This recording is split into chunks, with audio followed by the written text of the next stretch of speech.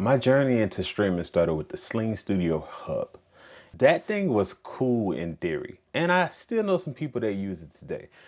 Great device. Its biggest downfall was that the company went down. Company goes down, you lose support, etc. The second generation of me multicam live streaming was this, the Atem Mini Pro. This is where I started and this is where I ended. I always wanted to get the extreme of the ISO, but I just never ventured into it. I bought this back when it was $500. Literally a couple of months later, the price jumped down to $299. So I'm not one of you that was lucky. I wish that I definitely wish that I could have got in on the ISO for $5 opposed to this for $5. But hey, this thing has been good to me, but I've had my issues with it. I got a HyperDeck shuttle. When I first got it, I was like, oh, it's up. Got the jog wheel, all of those things, but I just always had issues getting content onto the thing. It had to be specifically formatted. When you would record things into it, it just seemed to be a nightmare. You record it and then there's no sound. I can't do the things that I want to do. And I definitely can't do those things reliably. But when it came to this unit itself, I know that there are people out there that know much more about this thing than I do. But for the basic needs and functions of live streaming that I do, I learned how to work around it. Instead of me depending on the HyperDeck, I just brought video in with a computer. And it worked out great, but it's limited. And I was so excited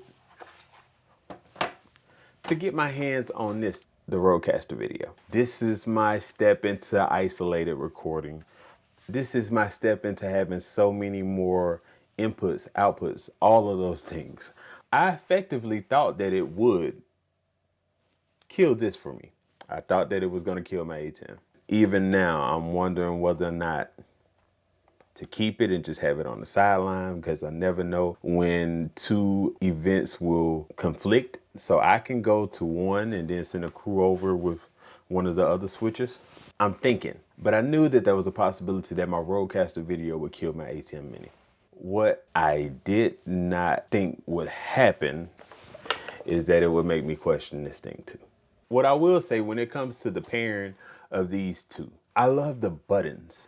Literally, I know how to use all of these buttons on this Atem, but on a day-to-day basis, when using the Atem, I probably only use about 20 to 30% of these buttons. I don't use all this. But when it comes to the buttons and the knobs and the screen on this thing, I do use these. I started off with the RØDECaster 2. I enjoyed it, but for my desk space, there was just not a need for what I was doing at the time to have 4 inputs. So I downgraded. I went from the RØDECaster 2 to the RØDECaster Duo. 2 and Duo. But it's only 2 inputs on here. And since then, I've found myself regretting the decision. At the time, when I had the RØDECaster 2, I was just doing work for myself, inside of here, live streaming occasionally. It wasn't me doing work outside of the house. Now that I'm doing work outside of the house, I've had several situations that made me wish that I would have kept that RØDECaster 2. But when I got the RØDECaster video, I had intentions on using the two together. I have 2 inputs here on the RØDECaster video. I have 2 inputs here on the RØDECaster Duo, but that's not the case. I'm mic'd up right now on my Rode Wireless Pros. I have it going straight into my camera. A lot of times when I'm on location, the way that I use my RØDECaster Duo is not actually hooking mics up to it, though I could via XLR. I use these wireless joints. The limitations of this is when I use the wireless joints, I lose access to both the combo jacks on the back. Not the case with this. With this, I have 2 dedicated combo jacks on the back, and I have 2 dedicated wireless, giving me 4 inputs. So you can unplug that. It's right here? Yeah. The Blackmagic? Yeah. Dip down here for a second. We're gonna put that up.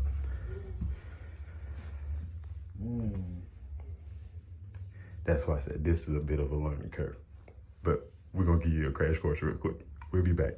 That is crazy. Yesterday, I stayed up real late getting the Rodecaster right to be ready to live stream in my church today. I did have a few hiccups, but overall, I enjoyed the experience. I did not think that I would love this thing so much, though I have some issues with it, a couple of issues. And I will get to those issues in a later video. I love that thing. I love it. I love it. It is awesome. Though it is a learning curve, and in some ways more complicated than the Atem, it's easier. When using Rode Central, I just drag and drop videos in there and it's done.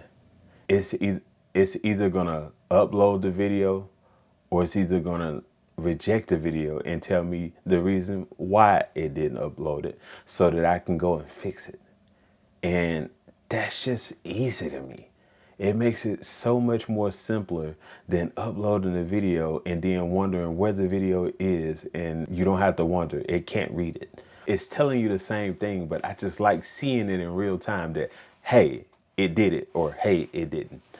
I have some questions that I have to answer for myself. A while ago, I consolidated everything. I sold everything that I had so that I can get more professional cameras. I got the Canon R6 Mark II and then the Canon R8 to pair with that, both having the ability to shoot log, but I only have 2 cameras. So I find myself faced with the decision, do I get rid of this along with this so that I can get another camera? Maybe a R7, another R8, just another Canon camera that has the ability to shoot log. It's tough. It's tough because I like the buttons and the pads and the faders of having the Rodecaster Duo, but I like the desk real estate of not having to have this. Did Rode effectively kill Blackmagic and Rode in my workflow? I'm not sure. I don't know. I got some decisions to make, but I would really like for you to leave in the comments, what do you think I should do? I think I'll probably get about 150 for this, maybe 300 for this. That's a start on the camera. So I don't know, decisions, but in the comments, let me know what you think I should do. And also be on the lookout for a more detailed video about my first impressions. I just told you that I loved it and just told you a few things, but I do want to go into some pros and some cons, the things that I love and a couple of things that I don't particularly care for, but I did find workarounds for it.